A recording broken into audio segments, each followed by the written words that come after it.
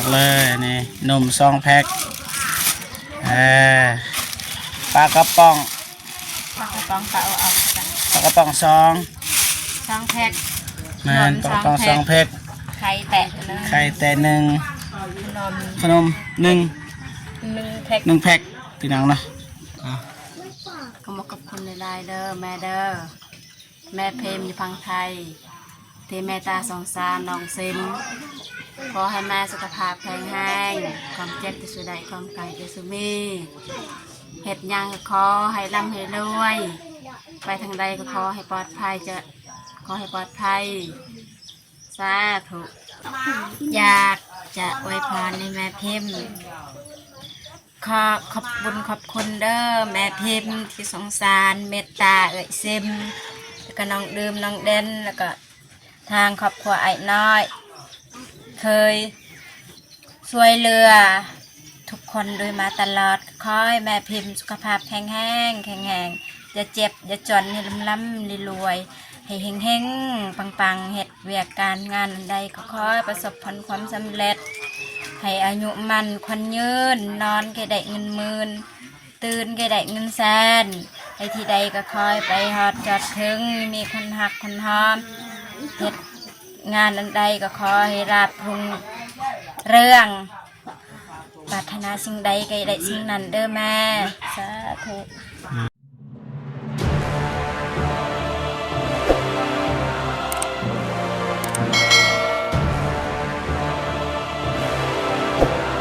สบายดีเด้อพ่อแม่พี่น้องบัดชมบุสุขอนสบายดี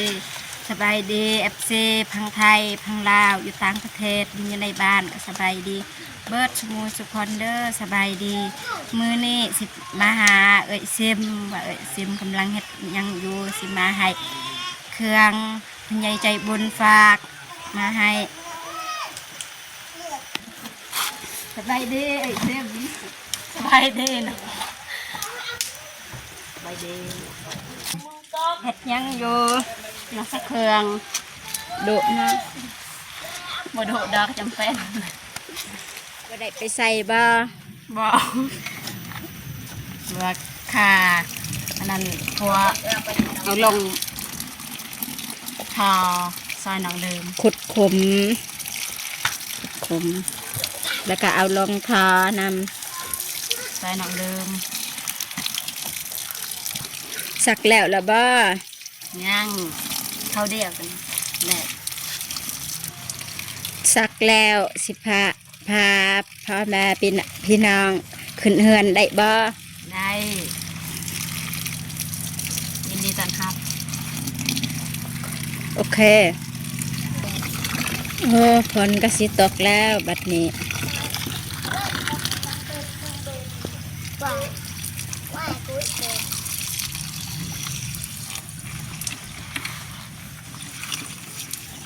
ไข่ช่วยบ้า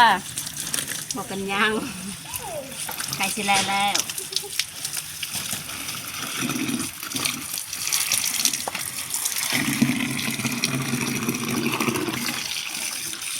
ปกติไทยเป็นคนสักเขืองนาวเองโดยทั่วเด้เราไม่เคยสักมีแต่เห็ดเวียกอื่นอ๋อจ้าโดย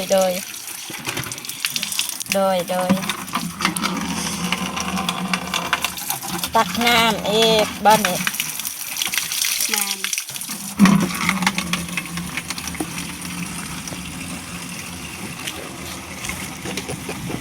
ตอนยาไทยตักเครื่องกันเด้อโดย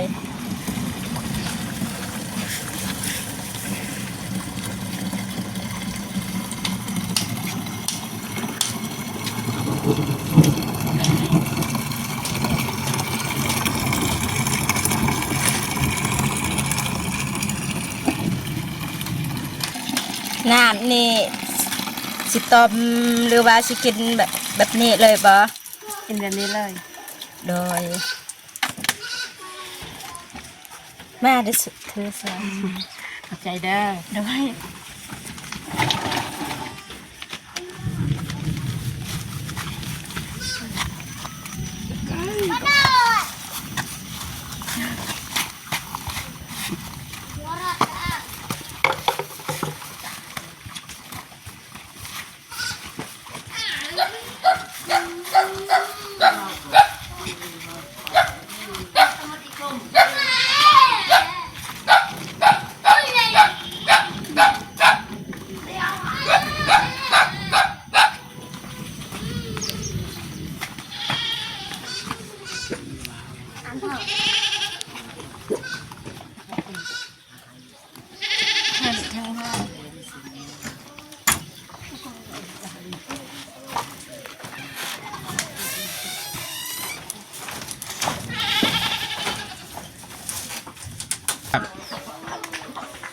กินข้าวกินน้ำแล้วก็เอ้ยเชมกินแล้วได้ยังกินสมพงเลย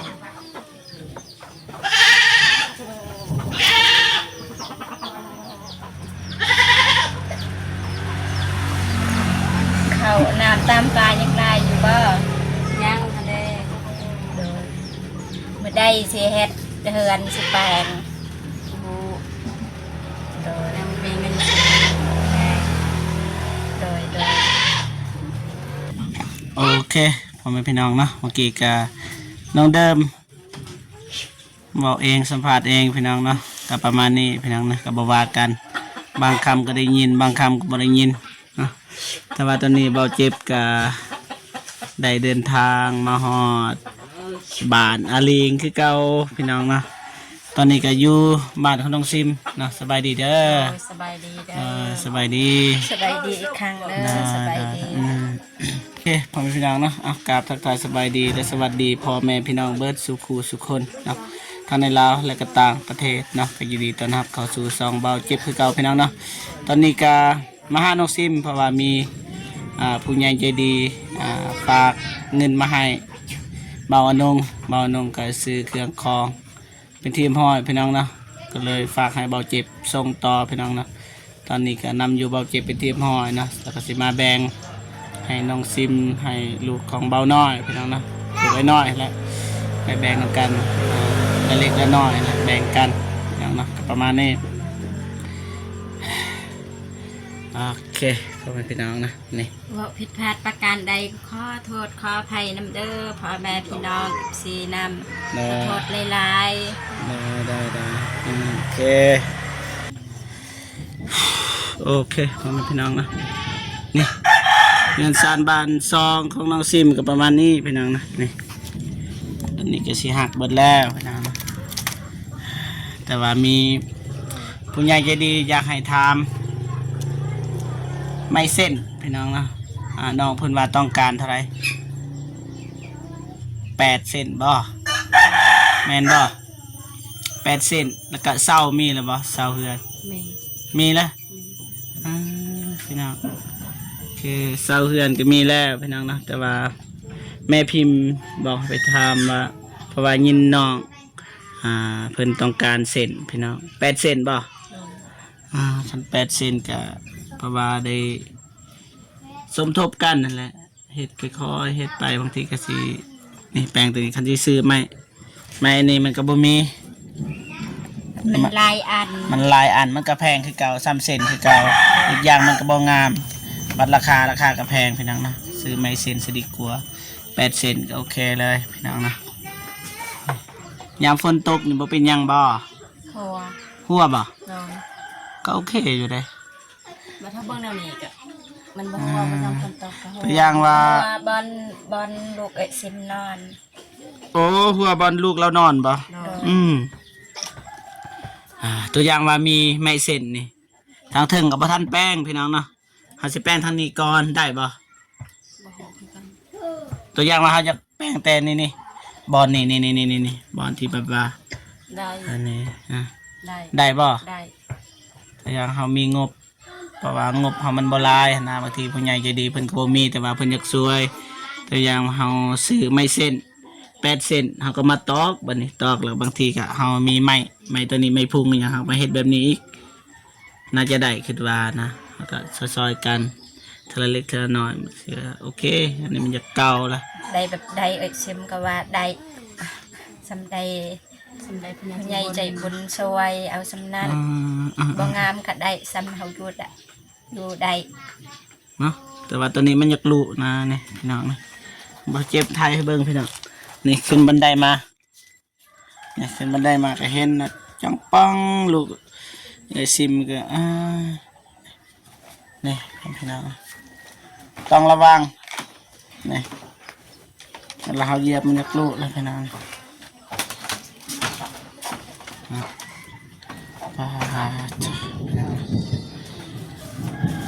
ทรัพย์สมบัตินี่ทรัพย์สมบัติที่น้องซิมมีประมาณนี้พี่น้องเข้าเรือเท่านี้บ่เข้านี่ โดย มีอยู่แม่เพิ่นว่าคันเข้าเบิดจะซื้อให้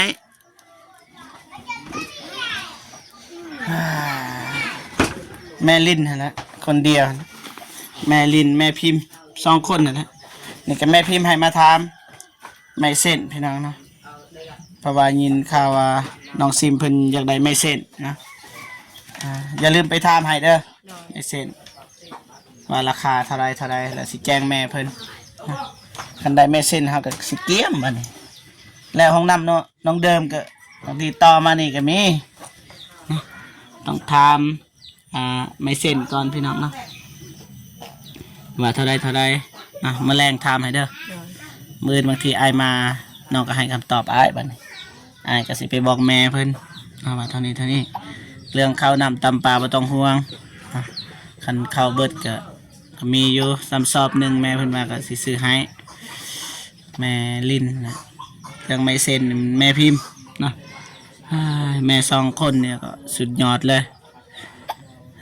ซอยกันโอเคประมาณนี้นะพี่น้องเอ้าบ่ลายใหญ่ห่างพี่น้องเนาะมื้อนี้บ่เจ็บก็มาเอาเครื่องนะให้น้องซิมแปลงกันเนาะโอเคไม่แต่ว่ารอถ่ายอยู่นี่บ่เจ็บสิไปเอาก่อน โดย ไปน้องเดิมไปเอาเครื่อง โดย ทาเด้อ โดย ไปน้องเดิมใส่ด้วยน้องเดิมเลยแหละ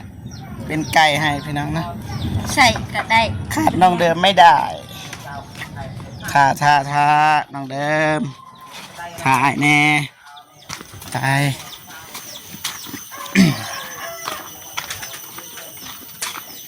นี่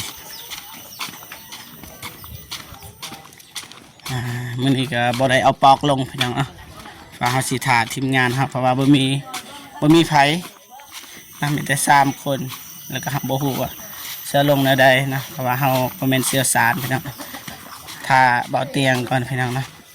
คันบ่เตียงบ่มามื้อนี้ก็มื้ออื่นก็สิพาน้องเดิมไปบ้านพี่สาวและไปเสียหญ้าพี่น้องนะไปพี่น้องนะระวังตกเด้อนี่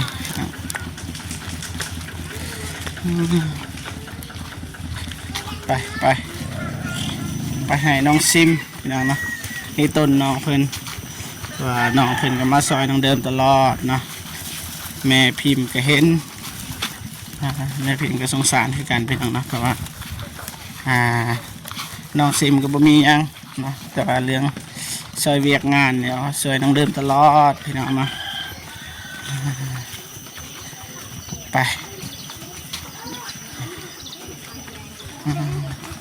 ปขึ้น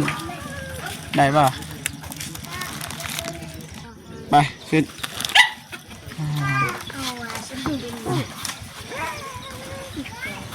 มานี่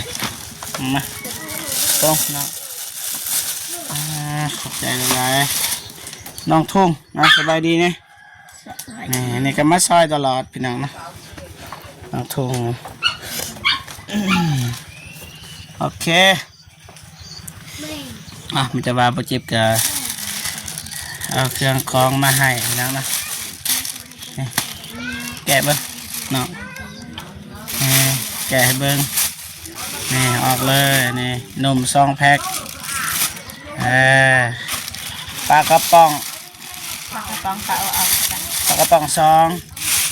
แพ็ค มันปลากระป๋อง2 แพ็คไข่แตะนึง ไข่แต่1ขนม1 แพ็ค 1 แพ็คพี่น้องนะทั้งหมดทั้งมวลกับอันนี้ก็บ่แม่นของบ่เจ็บนะคือพี่น้องได้ฮู้นำกันนะอันนี้ก็คือของแม่พิมพ์นะที่อยู่ฝั่งไทยน้องเดิมน่าจะฮู้จัก โอ้ย โหเนาะน้องซิมได้หูบ่ โอ้ อันนี้ก็คือน้องไม่พิมพ์แต่ด้นแหละแต่ว่าบ่มีโอกาสไปให้จากเถื่อพี่น้องเนาะแต่ว่ามื้อนี้ก็บ่เจ็บก็หาโอกาสจนได้พี่น้องนะก็เลยมามอบให้น้องซิมพี่น้องนะสะไว้ก็บ่ว่ากันพี่น้องนะเพราะว่าบ่เจ็บก็มีภารกิจหลายพี่น้องเนาะบ่ให้อายบ่ บ่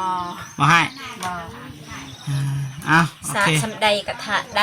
ทาได้ โดยเพราะว่าเข้าใจอยู่อาจเจ็บคาเวียคลาย แม่นนี่น้องเดิมเข้าใจเลยโอเคไม่ได้ว่าน้องซิมขอบอกขอบใจขอบบุญกับคุณแม่พิมพ์จากฝั่งไทยนะ